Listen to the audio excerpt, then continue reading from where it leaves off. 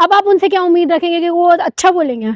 वो यूथ को जब कॉकरोच बोल देते हैं, जो आरटीआई कर रहे होते हैं, जो अपनी हक हकूक की बात कर रहे होते हैं, वो उनको कॉकरोच बोल देता है। आपने तो आप ऐसे अभी के टाइम में आप जस्टिस की बात, अभी के टाइम में आप लिबरल सोच, रियलिटी ग्राउंड में लोगों के साथ में क्या हो रहा है, डिस्क्रिमिनेशन, ये सारी चीज़ों पर सवाल करोगे सरकार से तो सरकार आपकी नहीं सुने। आप अपने पद के काम को भूलते जा रहे हैं। आप पूरे यूथ को टारगेट करके आप उनको कॉकरोच बोल देते हैं। आप ये चीज़ बोल देते हैं कि यूजीसी गाइडलाइन सही नहीं है। कैसे सही नहीं है? सरकार लाई है, सरकार कर रही है। जितने भी आरएसएस में रिक्रूट करो सबको, कि सबको कंपलसेशन लगाओ कि जो भी स्वर्ण कर देना चाहिए, सबको कंपलसरी कर दो।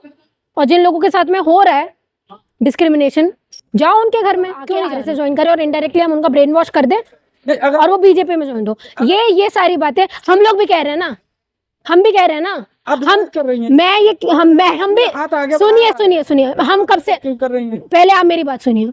हम लोग कब से कह रहे हैं इंटरकास्ट मैरिजेस होनी चाहिए, डिस्क्रिमिनेशन नहीं होना चाहिए, हमारे लोगों को अपलिफ्ट करो। बोल रहे हैं ना, मोहन भागवत ने बोल दिया तो आप इतना बड़ा बता रहे हैं, वो कर क्या रहे हैं?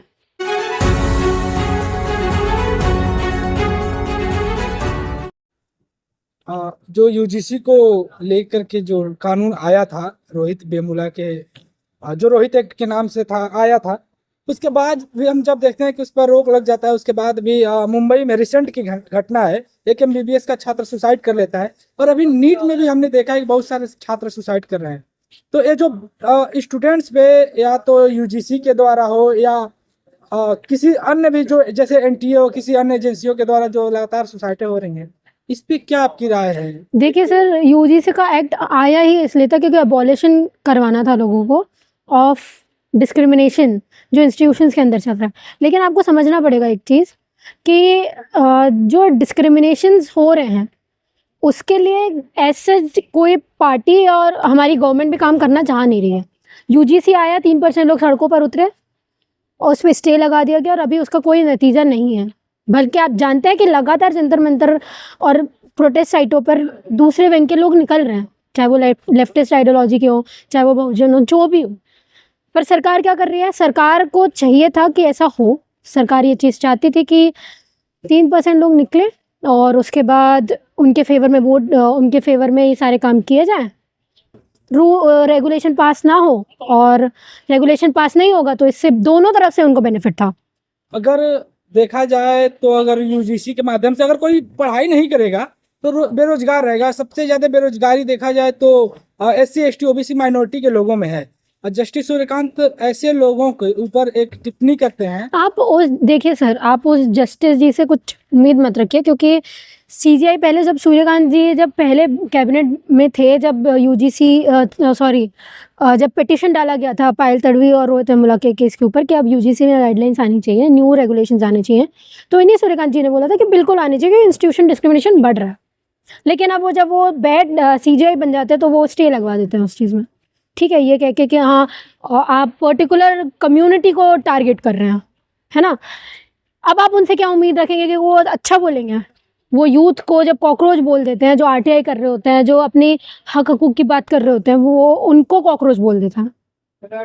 आपने तो आप ऐसे अभी के टाइम में आप जस्टिस की बात, अभी के टाइम में आप लिबरल सोच, रियलिटी ग्राउंड में लोगों के साथ में क्या हो रहा है, डिस्क्रिमिनेशन, ये सारी चीज़ों पर सवाल करोगे सरकार से तो सरकार आपकी नहीं सुनने वाली। लेकिन वो एक संवैधानिक पोस्ट पर बैठे हुए हैं, जो भारत के सर्वोच्च जो पोस्ट होता है उस पर बैठे हुए, जहाँ से संसद भी डरती है अगर कोई गलत कानून बन जाए तो वो उसको खारिज कर सकते हैं। और ऐसे पोस्ट पे बैठ करके अगर ऐसी बातें कर रहे हैं, अगर हमने देखा कि यूजीसी के मामले में उन्होंने बोला कि यह कानून एक पक्ष को लगातार टारगेट कर रहा है।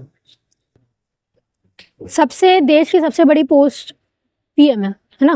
हमारे देश के पीएम ही एक तबके के लिए झुके हुए हैं, कुछ लोगों के लिए काम कर रहे हैं, तो सीजीआई तो दूर की बात है।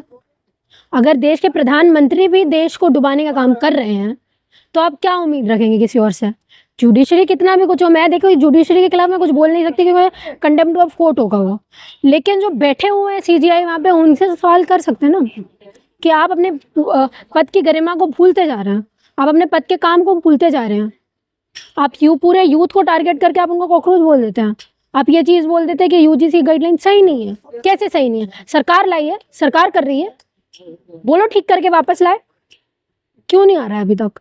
मतलब और लगातार जो लोग मर रहे हैं मुंबई में, आपने बताया कि वो उस लड़के ने आत्महत्या किया, तो सर इन सब, वो भी तो देश के नागरिक है ना, कौन करेगा उनके लिए? एससी लड़का था जो एमबीबीएस कर रहा था। मैं वही तो बोल रही हूँ, दलितों के लिए, पीड़ितों के लिए, मुसलमानों के लिए काम कौन करेगा अगर सबको इग्नोर कर दिया जाएगा तो? बताइए। देखिए, क्योंकि गवर्नमेंट तो नहीं कर रही है, गवर्नमेंट अपना हेटरेट सीधा दिखा रही है। सबका साथ सबका विकास, लेकिन बोल तो रही है। हाँ, बोलने से क्या होता है? बोलने से क्या होता है? बोल तो हम ये भी रहे हैं कि डेवलपमेंट हो रहा है, बोल तो ये भी रहे कि one of the developed country है हम, आप बताइए। बोल रहे हैं आप हमारी इकोनॉमी बहुत अच्छी है, देखिए चौथे नंबर पे थे हम, छठे नंबर पे आ गए हो इकोनॉमी में आप बोल रहे हो कि हमारी मीडिया बहुत अच्छी है, डेमोक्रेटिक है, 157th पोजीशन है उसकी। बोल तो आप बहुत कुछ रहे हो, बोल तो ये रहे हो कि मंदी भी नहीं है, देश की सिचुएशन बहुत अच्छी है, इंटरनेशनल कनेक्शंस बहुत अच्छे हैं, लेकिन रियलिटी तो हमको दिख रही है ना। जो आरएसएस प्रमुख है उन्होंने बोला है कि इंटरकास्ट मैरिज को अब एक्सेप्ट करने का समय आ चुका है। जो भी एससी एसटी ओबीसी के लोग हैं उन्हें सवर्ण में, सवर्ण के लोग एससी एसटी में, बहुजनों में अपनी बेटी की शादी करवा दे फिर, अपने बच्चों की शादी करवाएं फिर, क्यों नहीं करवा रहे हैं? उनकी तो शादी ही नहीं हुई है। अरे रिश्तेदारों में तो होंगे, रिश्तेदार तो होंगे, ऐसा तो नहीं है कि बिना रिश्तेदारी के पैदा हो गए होंगे।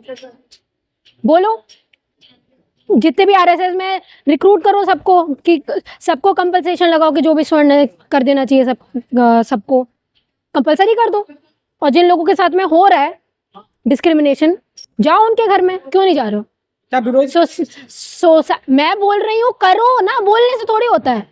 एक तो बोल रहे हैं ना। अरे बोलने से क्या होता है? उन्होंने बोल दिया कि हाँ करनी चाहिए तो हो रही है, लेकिन वो संसद में नहीं। देश चेंज हो रहा है क्या? ये बताओ, बताइए आप।